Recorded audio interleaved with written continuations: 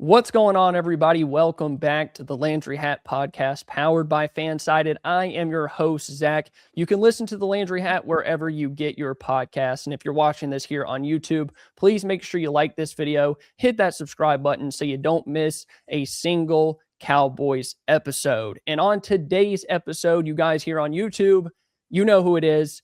Everybody listening, Foots the King is joining us like he does every single week as we wind down the season. Now, I got to admit, these episodes aren't nearly as fun, I guess, in terms of the Cowboys season now. But for us, at least, it's going to get more fun because we're really starting to get into these draft prospects and talking about the draft and what the Cowboys season means from here until we get to the draft in April. So before we start, Foots, how are you doing?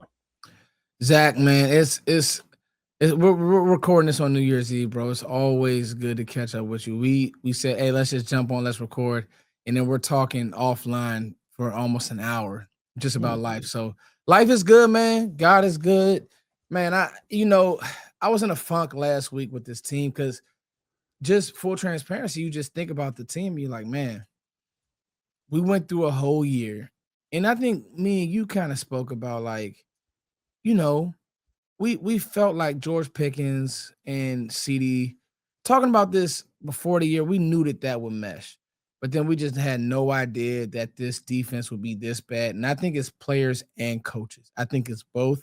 I think that there needs to be a retool, so I'm sure we'll talk about that. But that's what had me in a funk. And then I start texting and talking draft with you, Zach, and we start talking about possibilities and marrying players and philosophies and what the Cowboys, and then that's where the excitement and this thing can be fixed. You know what I mean? It's not hope. It's not blind faith. It's literally, if you draft and build it through free agency the right way, it can be fixed. So outside of that, man, Zach, I'm doing good, man. We were talking a little bit about the gun range and what are we going to eat at the Senior Bowl. So life's good, man. Yeah, and I think a lot of people listening to this podcast are probably a lot like us. Like they don't just watch the games and then they're like, "Oh, well, they lost. I'll watch them next year." Like they keep up with this team. They think of ways that to make this team better. And I've noticed that since I started content creation, there's so many people that follow this team with their heart and soul, no matter what happens, whether it's fun to listen to, fun to talk about. Like, we care about this team. We want to make it better. But you can find Foots on his YouTube channel at Foots the King. Always great Cowboys content over there. And then I am Zach. You can find me on YouTube as well at Double Move. And we actually have an interesting story because I think there's a lot of different thoughts around what happened with Trevon Diggs. Cowboys release him. He gets picked up on waivers by the Green Bay Packers. We were actually just talking about that before we clicked record, but like, I don't know how the money works with that now. Like, I don't know if Green Bay is technically picking up his contract with the Cowboys, like potential out, all of that stuff.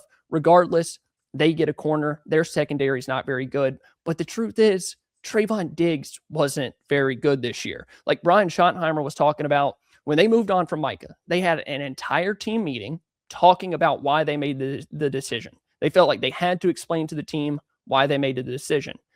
With Diggs, there was so much stuff happening that when they released him, everybody was like, oh, okay. Like, yeah, I mean, of course that happened. Like, they didn't have a team meeting or anything. How do you feel about the Cowboys moving on? You've been pretty vocal about Diggs and how you felt about his play and just all the off the field stuff. I think that Cowboys Nation has kind of missed the mark, unfortunately, when it just comes to like, we just got to call things for what they are.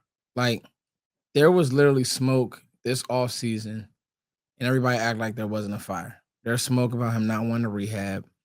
The injuries, before the Arizona game 2023, and he didn't finish the year. Well, but he got hurt mid-season in 2024, Zach. Yep. So like, I always ask Cowboys fans, well, like, when was the last time that Trevon Diggs was good? And again, this isn't to dump on him, but this is just to follow the timeline.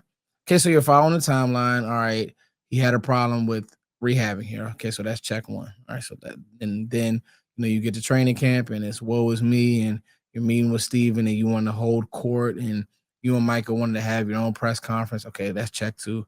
So this is all against, and I guess, the will of the organization that paid you, by the way. So there's people who is the organization. Well, they paid him. I think that's like they paid you to do a job. That's what's been missed. It's not like they lowballed you. It's not like you signed the deal. You're happy to be here. And out of nowhere, all this stuff. Cool. So that's one thing. And then, all right, you automatically, and then out of nowhere, it's like you're randomly healthy for the Eagles game, and then that game happens, and then the Bears game and a few other games, like, oh. Okay, so then maybe you want to blame the scheme. That's fine, cool, whatever happens. But when we saw you in actual man reps, wasn't really good. Then let's go through check 4, where we go through this situation that nobody knows about, and you getting a mystery concussion that forces you to go to IR, and you miss literally over half the season. Like, how many games did Diggs play this year, Zach? He couldn't have played 8 games. So half. In a 17-game season, you played half the year, and you were paid, and you did not play the whole season. So even if you wanted to have the leg to stand on scheme, which, hey, I'll keep telling people, this is not Matt Eberflus is getting fired, but the task at hand is players had to be held accountable, right? Cool. So the mystery injury, how that happened, you don't care to want to talk to anybody, or I guess you want to text James Slater, whoever. Cool, great, have at it. And then this, I think this last straw was Brian Schottenheimer. Oh, actually, let me rewind. Brian Schottenheimer has said in press conferences, like, Diggs has to do the right things. That's basically, in coach speak, he's not taking rehab serious. He's not practicing a certain way. He's not doing professional things. So, to sum it all up, and then obviously the cherry on top is you not wanting to fly back with the team. All right, bro, you out. Like, to sum it all up, Zach, Diggs wasn't a professional when it was time to be a professional. He wanted to take the route of Micah and hold court and, I guess, rebel. Hey, Micah can do that because there's teams out here that will give up their life for Micah. Nobody's doing that for Trevon Diggs. The film doesn't. It doesn't match. The juice isn't worth the squeeze. We were just talking about draft classes. I'm so thankful for a guy like Ceedee Lamb. Literally have to drag him off the field because he really cares. And Ceedee is a guy who he lives his life. Ceedee has swag. He does all the things. But he cares about football. There's articles about how much he takes care of his body. Ceedee is the pros pro. Even when he has moments where he may be pouting, like people may say, or this, that, and the third. Bro, Ceedee is a pros pro. He's fine. He's an ultimate competitor. I didn't see that with Diggs. Full transparency, I saw a guy who pouted. The scheme didn't work, so he didn't fight through it. And it's like, so many times in life, people act like you love your boss and things are supposed to be perfect. This dude's a millionaire, and we got to beg you to do football things. We got to celebrate every tackle you make. Nah, Zach. The writing's been on the wall. It's been on the wall. Everybody has seen this coming from the very beginning, or at least from the beginning. Take up 3 minutes too, Zach. Sorry about that. Oh, no, you're good. I feel the exact same way that you do about Diggs. Like, everybody, at least I knew that this was coming this offseason. I wasn't 100% expecting it to be before the end of the year. But like you said, that final straw, like, they were done. Like, it was just time to move on. They didn't have to explain it to the team. And if you really go back and look at the stats, which I was doing, 2021 was the final good year from Diggs. That was the 11 interceptions. Yes. Had the 2 pick sixes. 2022 was okay. Like, still had 3 picks, 14 passes defended, blah, blah, blah. Do you want to guess how many passes defended Diggs has in 2025 so far through 8 games? I'll say 0 or 1. Not 0. He does not have 1. 0 passes defended this year. He's given up, where'd it go? He's given up, I can't even find it now, a ton of yards relative to how many games he's played. If you want to do a quick edit, I'll find that tweet for you. You have to use that tweet, Zach. That tweet is Oh, fire because people think we're making it up. yeah, his passer rating was 157.2. His There it depth is. of target is the second highest of any season of his career, going all the way back to his rookie season in 2020. Air yards given up 203, yards after catch given up 70. Like all of those numbers, if he would have played the full year, would have been some of the highest of his career. Same thing with missed tackle percentage. Like you just look at it when a guy, we say this about draft season, when a guy shows you who he is, believe him.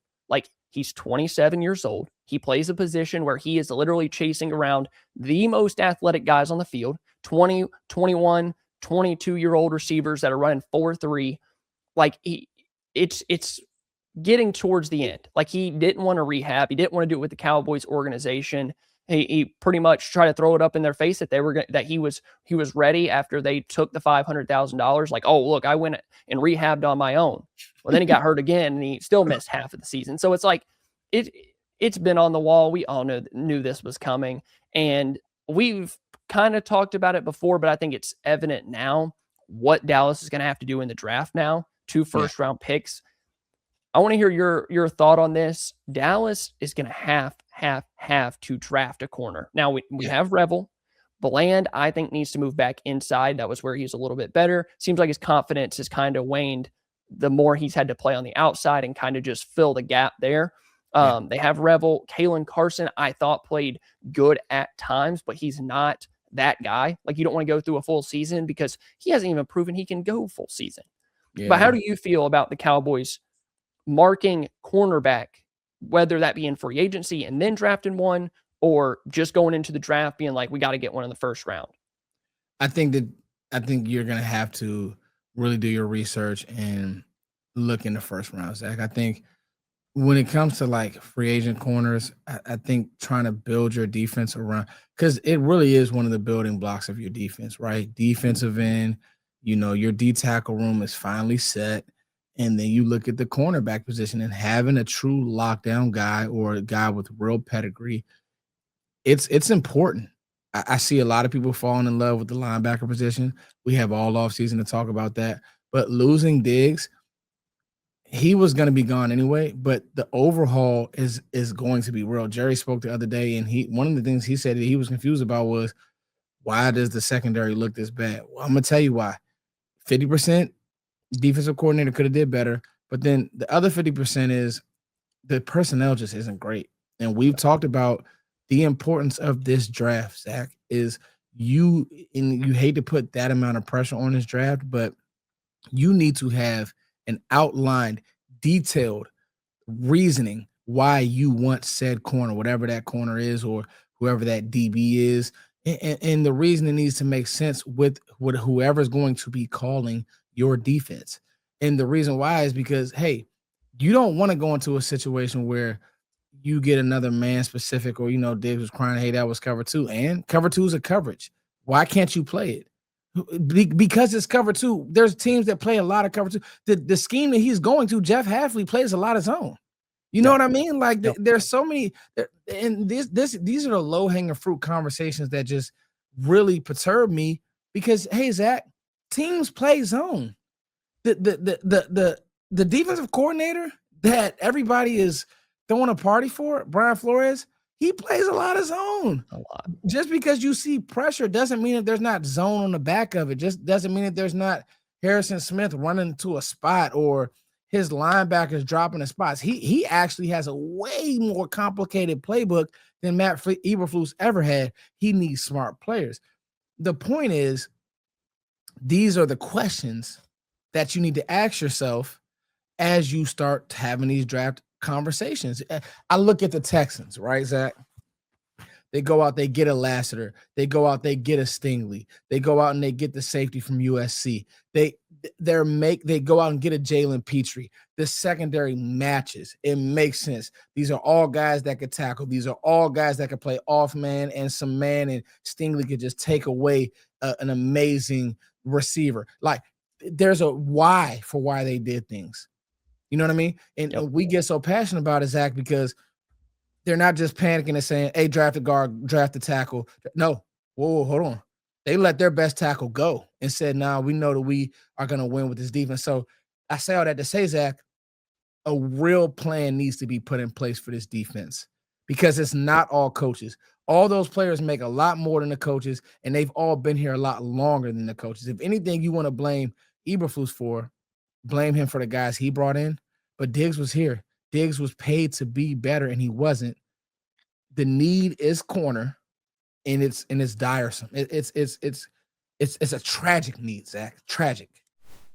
With Underdog Unwrap, you'll unwrap tons of promos all throughout the holidays. We've got boosts, gimme picks, deal reveals, and even some surprises sprinkled in. Now is the best time to get in the game. The Cowboys will play the Giants in the Week 18 finale, and while Dallas still hasn't decided on whether some key players will play, New York is going to play everyone. With that in mind, I'm looking at Giants QB Jackson Dart for higher than 203.5 passing yards. Yes, Russell Wilson threw for 450 yards against the Cowboys when these teams last played. Elsewhere around the NFL, I will be looking at some other quarterbacks, starting with Baker Mayfield for higher than 0.5 interceptions. All he needs to do is throw one interception. That's a hit. And Mayfield has thrown an interception in 6 of his last 7 starts. The Bucs need a win to beat out Carolina for the NFC South. Mayfield will have to let it rip all game long. I'm also looking at Bryce Young and Aaron Rodgers for higher than 0.5 interceptions. Both QBs are coming off horrible games and are now facing must-win games to get into the playoffs. That always increases the likelihood of an interception, especially if they are playing from behind in the fourth quarter. Download the app today, sign up with promo code Landry to score $75 in bonus funds or bonus entries when you play your first $5. That's promo code Landry. Underdog, make picks, win money. It is, and I really just hope that they have some sort of plan for free agency too, because you remember they went out and got Trevon Diggs in that trade. Like, can we get some kind of decent, Stephon Gilmore? Like, can you go out and get a guy like that? Like, not necessarily at the top of his game, not locked down or anything like that. Like, you just need better average players on the back end, and that's something they haven't had in quite a while. Like, none of us are wondering what life is going to be like without Diggs because he hasn't been playing at all. Like, they've tried to figure it out without him. And when he is on the field, he hasn't been very good. I just think you can't go into the draft and be like, we have to get our corner. Kind of like they did with tackle, like with Tyler Guyton. You're not going to be picking this low, but they could be with the Packers pick 24 and being like, we have to get our tackle. Like, if we don't, Chuma Edoga is going to have to start for 17 games. I don't want to do that with corner again. Like, either agree that Revel is that guy and then go get a guy that can play on the outside that's pretty decent, and then you can draft a corner. Then you can still take that guy first round, but it all goes back to the conversation of what do you do in free agency to kind of help yourself, give yourself a little bit of a crutch so you're not relying on cornerback 4 that you took at 15, and it's maybe not even the guy that you were really in love with. Maybe Mansour Delane goes at 9 or 10 and you're wanting him, and that was your guy, and now you got to pivot and pick someone else. So it's going to be interesting. Jerry pretty much said there's going to be a major overhaul, and I think at some point you're going to have to pick a defensive coordinator and stick with them, dude. I mean, I know that I don't like Eberflus. Like, I don't want to keep him around just for the continuity aspect, but at some point, like, when you're drafting, you have to draft with the defense and the type of scheme and the type of players that they need to succeed. You have to draft with a plan. You got to draft with a plan. So, it'll definitely be a topic of conversation. We'll see what they do in free agency, if they can maybe get a guy to fill that spot. But before the draft, we have one more Cowboys game. We have one more game of the year, some might say. Cowboys, Giants, Week 18. The Giants currently have the 2nd overall pick. I think the Raiders are pretty much confirmed to have the number 1. I think even with the Giants' loss, like, the Raiders would have to win. Anyway, the Giants aren't playing for the number 1 pick, so I don't think they're going to be trying to tank 110% like they would be if they were going for the first. But people have been saying, I've been seeing the Twitter streets say they want to win against the Giants. They think that it's going to help 2026. You got to take that into 2026. Going to help the team keep the momentum going. Does this game mean anything to you? Are you draft pick, or are you, let's keep the momentum going?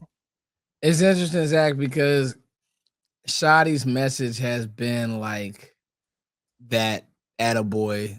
I wouldn't say it's as corny and phony as Jason Garrett, but it is like our energy is real, and he's stuck by it. Honestly, I commend Shotty for staying true to who he is with giving good energy, but also some of the disciplinarian as far as, hey, Jaden Blue, who actually might play in this game, apparently, Zach, but like, hey, you're not ready, you're not going to play. Even if that means you sit in the whole year, I hope you learned your lesson in how to attack being a pro. That being said, Zach, there's no need. Dak can play a series, maybe even a half. Get him out of there. It's going to be cold. It's going to be up in the Meadowlands where a lot of players have gotten hurt.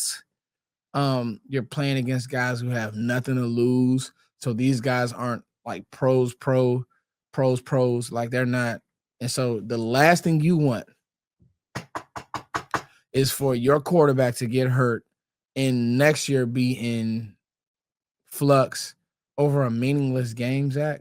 Yep. No need whatsoever. And so for me, 100%, like I just look at it and say it will be literally no point for them to try to win this game. And the difference between where we at now, 14 and like 18, I think we can fall all the way back to like 18, 19. It's huge.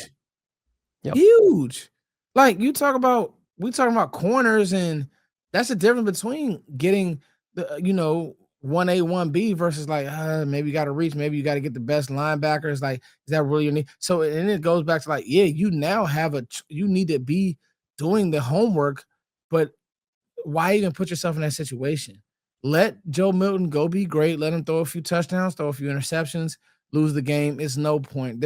You had that time to beat Detroit and beat this team, and I've heard this too. Oh, we want to protect the record. Really? No. You think anybody's going to respect 8-8-1 more than 7-9-1, or whatever? Hang Yeah, that up in the 7-9-1. banners, yeah. Like, I think they can get as high as 11 and as low as 18, because I think the 18 cutoff, it's 18. I think it's the lowest they can go. 11 is as high as they can go. Some things got to fall their way to get quite that low. But like the difference between 11 and 18 is huge. Yeah. Huge. Like some drafts don't even have 15, 16 first round grades, and you could be picking as low as 18 if you win this one. I agree with you, like knock on wood, but like you imagine the disaster if Dak gets hurt and that bleeds into next year. And that's something that we got to talk about all off season. Oh, is Dak going to be ready? This is a 9 to 12 month recovery. Sling the rock guy and this guy and this guy in the draft. Like, we don't need that conversation. Don't go out there. I don't even think Dak should play. Treat it like a preseason game, because, I mean, I don't wish anything on anybody, but an ACL injury will bleed into next year. Like that is a potentially missing the first part of the season. And New York Stadium is the most known stadium for guys having those type of injuries, Achilles injuries. Like that's stuff that could derail a season. Brian Schottenheimer's whole message has been, we're going to fight till the very end. Don't. Like the only reason that Dak's probably going to play is to just save a little bit of face. Just save face a little bit. Like, like we're trying to win. We didn't completely give up. We're not tanking. And then I think Joe Milton will get out there maybe in the second half. Maybe Dak only plays a couple of series. Just protect him. Tell him, like, I'm not trying to go for all this yardage. We're not, running for the sticks. Throw the ball away. Don't take sacks, unnecessary quarterback hits, and all of that stuff. But it's been a ton of fun on the Landry Hat this season. This is actually our final game preview, like talking about before the week. And then we hope to be back next year. Really, thank you so much to FanSided for giving us this opportunity.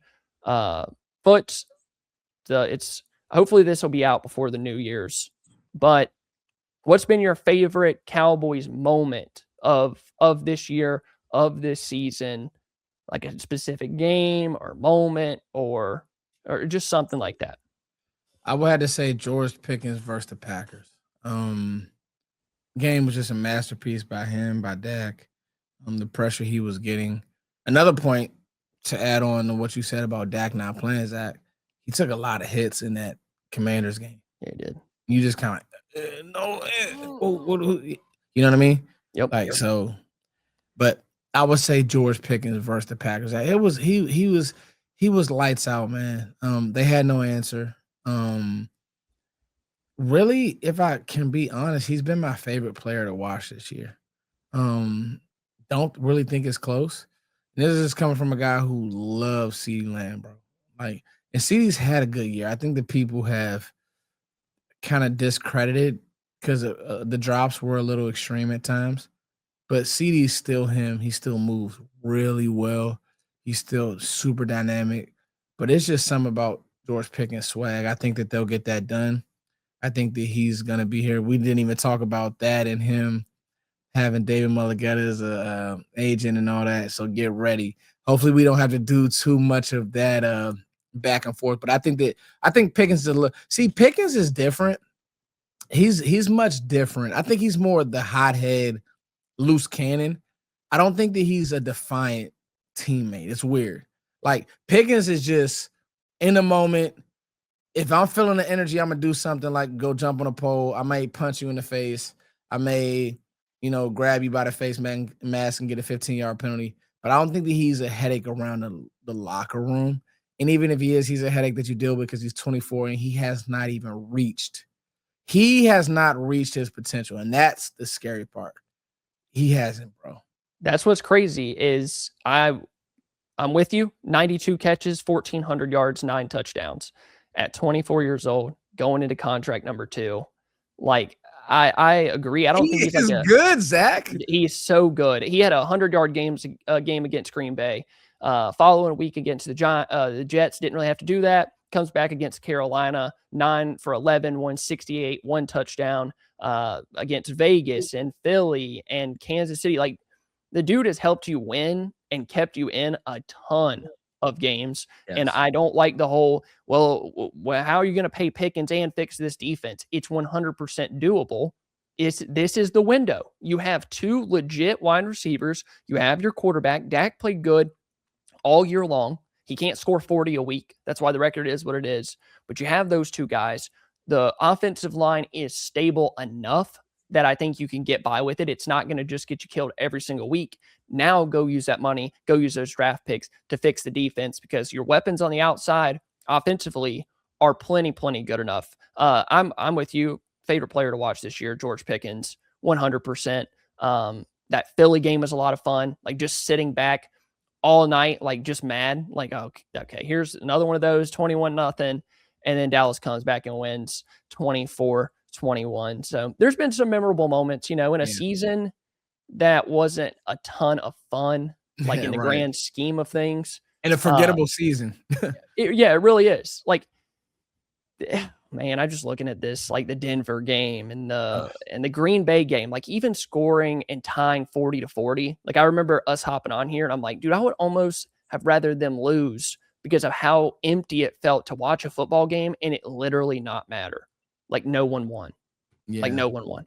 It's been a pretty forgettable season. I think they'll get the Pickens deal done and then, fix his defense for 2026 and then let's go rock and roll. But again, thank you to FanSided for letting us. Thank you for having me, Zach. I want to tell you thank you.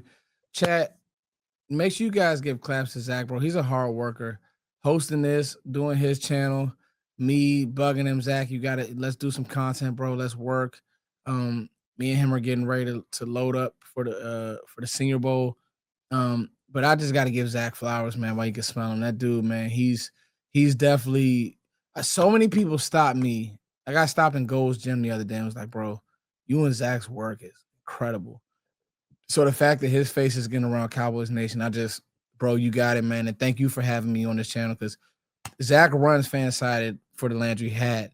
But the fact that he brought me along, it does mean a lot to me, bro. So thank you.